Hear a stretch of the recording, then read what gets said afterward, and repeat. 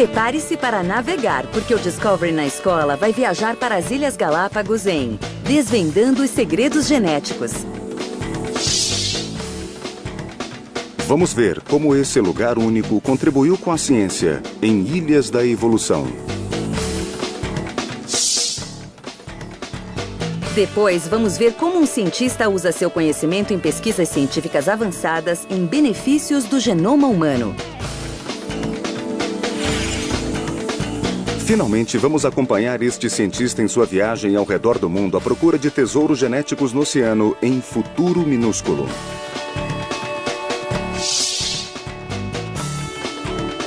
Iguanas marinhas e micróbios, a seguir.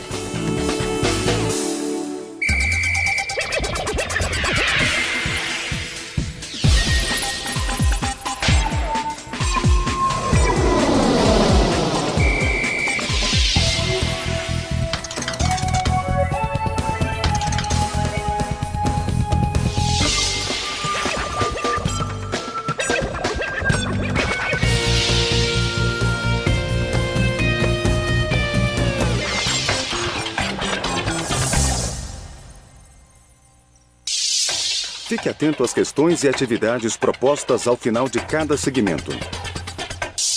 Ao assistir à primeira parte deste programa, reflita sobre as seguintes perguntas. Qual foi a hipótese de Darwin baseada em seus experimentos nas Ilhas Galápagos? Qual a contribuição de Darwin para a ciência moderna?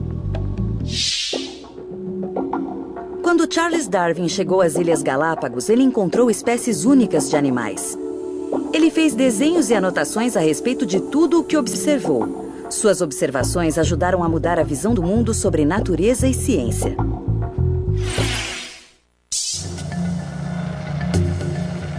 As 13 grandes Ilhas Galápagos se formaram entre 3 e 5 milhões de anos atrás, quando vulcões submarinos produziram uma cadeia de ilhas a 960 quilômetros da costa. Os seres vivos que voaram ou flutuaram até essas ilhas ficaram isolados. Ao longo de milhões de anos, eles se adaptaram ao ambiente único das ilhas de uma forma diferente das espécies que ficaram no continente. Em 1831, o naturalista Charles Darwin e a tripulação do HMS Beagle partiram da Inglaterra para uma expedição de 5 anos ao redor do mundo. Quando eles chegaram a Galápagos, em 1835, viram criaturas que despertaram a curiosidade científica de Darwin. Ele encontrou muitas espécies que nunca tinha visto antes. Além disso, Darwin percebeu que de uma ilha para outra havia diferenças entre as espécies, como tartarugas com diferentes tipos de cascos e tentilhões com diferentes tipos de bicos. Darwin fez anotações e desenhos detalhados das espécies que encontrou e coletou milhares de espécimes. Quando ele voltou à Inglaterra, gastou 20 anos analisando e interpretando suas descobertas e fazendo mais pesquisas em biologia e geologia. Finalmente, em 1859, ele apresentou sua hipótese revolucionária. Em A Origem das Espécies através da Seleção Natural, Darwin apresentou um argumento polêmico para a época: que todas as espécies mudavam ao longo do tempo ou evoluíam. Darwin dizia que as espécies mudavam o tempo todo e que isso era resultado de sua adaptação ao ambiente. Por exemplo, os pés azuis deste atobá são uma adaptação. As fêmeas são atraídas por machos com pés azuis. Então, esses machos têm mais chances de se reproduzir e de passar essa característica para a sua prole. Assim, se uma adaptação dá ao ser vivo uma vantagem sobre os outros de sua espécie, como pernas fortes para nadar e mergulhar aqui em Galápagos, ele tem mais chance de sobreviver e passar essa característica à próxima geração. Com o tempo, essas adaptações podem surgir em populações isoladas, como as de Galápagos, e dar origem a novas espécies. A iguana marinha de Galápagos fornece evidência convincente das ideias de Darwin. Acredita-se que os ancestrais das iguanas marinhas eram iguanas terrestres que chegaram à ilha flutuando em troncos. Mas o alimento nas ilhas vulcânicas era escasso. Na competição por comida, algumas iguanas tiveram sucesso aventurando-se na água. As iguanas terrestres com caudas um pouco mais adequadas para nadar ou focinhos mais curtos para tirar alimento das rochas tinham vantagem sobre as iguanas sem essas características. Darwin sugeriu que por milhões de anos, as iguanas cujas características físicas eram mais apropriadas ao mergulho tinham mais chances de sobreviver e de produzir descendentes. Com o passar das gerações, uma porcentagem cada vez maior de iguanas herdava essas características favoráveis, até que as iguanas marinhas evoluíram como uma espécie diferente das iguanas terrestres. Darwin chamou este processo de seleção natural. Os seres vivos com características favoráveis de adaptação foram selecionados pela natureza para sobreviver no seu habitat ou para ocupar um novo habitat. Darwin encontrou criaturas com adaptações únicas em Galápagos, e os pesquisadores de hoje continuam encontrando. As gaivotas de cauda bifurcada têm grandes olhos vermelhos, o que lhes dá vantagem competitiva sobre as outras gaivotas na busca de alimento. Esse tipo de gaivota não é comum. Elas têm um olho muito grande, o que é uma bela adaptação para se alimentarem à noite. Essa gaivota se alimenta principalmente de organismos bioluminescentes que clareiam a superfície do oceano à noite. Estas gaivotas evoluíram para conseguir ter acesso a uma fonte de alimento que outras gaivotas não têm. Estas adaptações ajudam a garantir sua sobrevivência. Existem diferentes espécies de tentilhões nas ilhas em Galápagos.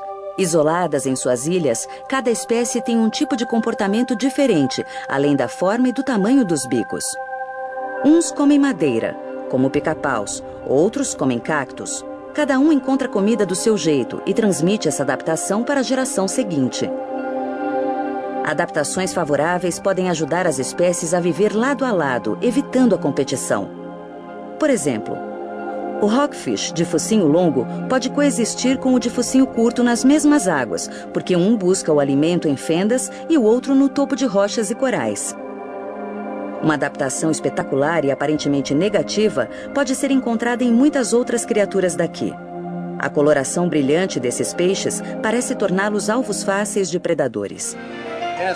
É difícil para nós, seres humanos, que estamos acostumados com a luz, entendermos por que esses peixes são tão coloridos. E com a luz do sol ficamos espantados e perguntamos por que diabos esses peixes são tão coloridos, brilhantes, num ambiente tão escuro. Então deixamos nossos olhos se adaptarem a pouquíssima luz, a uns 370 metros abaixo da superfície, e percebemos que há alguma luz penetrando nessa água tropical límpida, onde os peixes se sobressaem como se fossem uma gota de sangue. Eles são muito coloridos e de repente desaparecem no seu habitat. Eles parecem pedaços de recife quebrados. Aquela cor é muito adaptativa. Eu não sei dizer por que é tão bonita. Eu não consigo imaginar a vantagem disso. Uma característica que poderia ser prejudicial para peixes de águas rasas, na verdade é favorável em águas profundas de Galápagos e se espalhou entre as populações marinhas.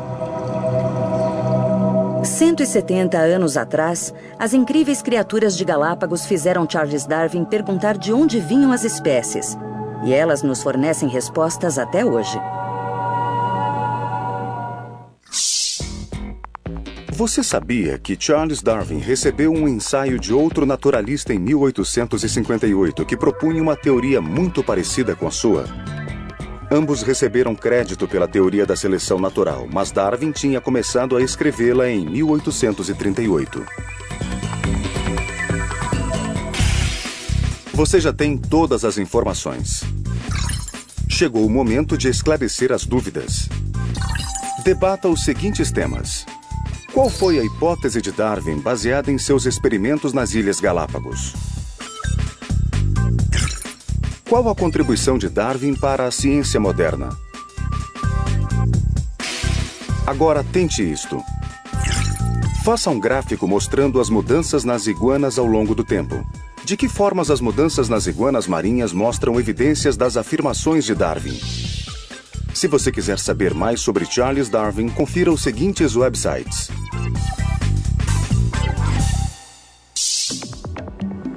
Enquanto você assiste a segunda parte deste programa, reflita sobre as seguintes perguntas. Qual o valor científico do estudo do plâncton e de outros micro-organismos marinhos? Como o estudo da genética contribui para o desenvolvimento de fontes de energia alternativas? As descobertas e conclusões de Charles Darwin são significativas até hoje. Seguindo seus passos, cientistas viajaram o mundo para estudar a infinidade de espécies que habitam a Terra. O poder do código genético. Informação de cada ser vivo, incluindo o homem. Começamos a testar esse novo método e ele funcionou muito bem. J. Craig Venter descobriu ferramentas para decodificar os 25 mil genes do genoma humano e por isso se tornou um dos mais famosos biólogos. É o mapa mais importante, mais fantástico, jamais produzido pela espécie humana. Esta foi a terceira pesquisa mais importante no mundo da ciência, logo atrás da bomba atômica e do pouso na Lua. No mundo que enfrenta o câncer e doenças cardíacas, o conhecimento deste código já reduziu o sofrimento humano. Com essas novas ferramentas científicas, Craig Venter vislumbra a saúde do planeta buscando a chave para nossos desafios mais urgentes sobre clima e energia. Seu destino, o mar. Com o mesmo espírito que motivou Charles Darwin 200 anos atrás, Craig Venter cruzou o planeta a bordo do Sorcerer 2 buscando seus próprios atalhos científicos. Na tentativa de desvendar o código do oceano para mudar o futuro do nosso planeta.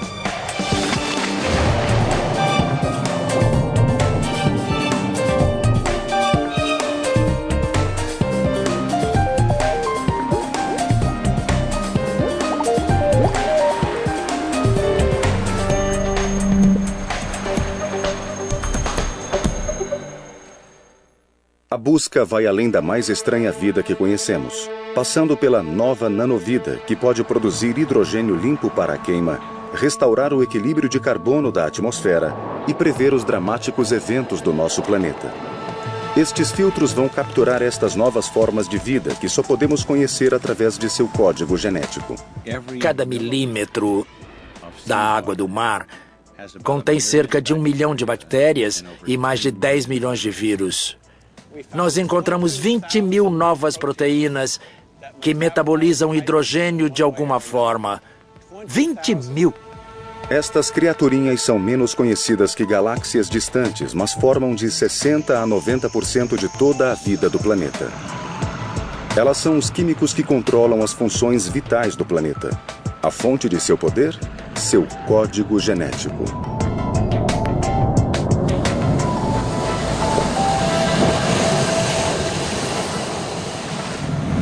A 64 quilômetros da costa de Maryland é uma calma noite de dezembro.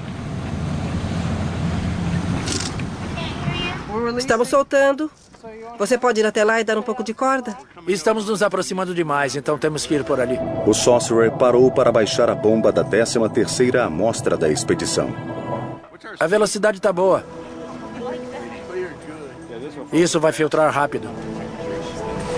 A melhor chance de acumular bastante vai ser pelo centro do... O técnico científico Jeff Hoffman quer terminar a filtragem da primeira noite de coleta de uma viagem de 2 anos, antes que a tempestade os atinja. A temperatura fica baixa até o começo da próxima semana, esquentando na véspera de Natal. Esta é uma amostra média, cerca de 2 trilhões de criaturas. Elas vão para um freezer na parte de baixo do convés, enquanto o barco se dirige para o sul durante a noite.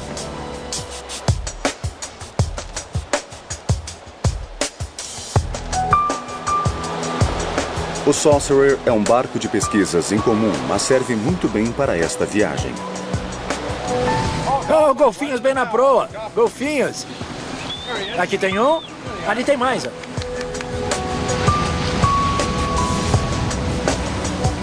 Na frente, atrás e por baixo está a vida oceânica como sempre conhecemos.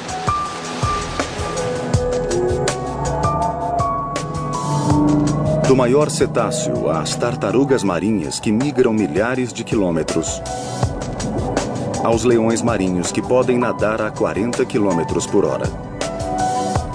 Menores que eles, temos peixes como estes. e criaturas ainda menores, como as conhecidas medusas e o minúsculo plâncton, que estão na base da cadeia alimentar. Mas abaixo disso, na escala micro, existe a vida que mal conhecemos. Nossos olhos não podem vê-los no seu habitat natural e estudá-los no laboratório tem sido extremamente difícil. O que se fez no passado foi tentar fazer coisas crescerem fora da água, por exemplo. E o que cresceu foi caracterizado e outros 99% foram ignorados. Aqueles 99% são o alvo de Craig. Se pudéssemos ver as criaturas nessa faixa de luz sob o casco do Sorcerer, a imagem se pareceria com um rico zoológico com indivíduos 1000 vezes menores do que o menor peixe.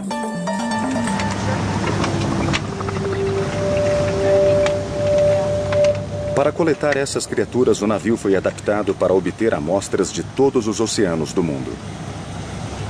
Monitores, bombas, filtros e freezers adicionais de água do mar foram instalados.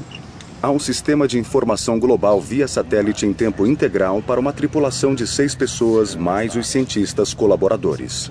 E um laboratório seco a bordo com um microscópio de fluorescência com capacidade de aumento de 30 a 100 vezes e que faz a contagem de espécimes.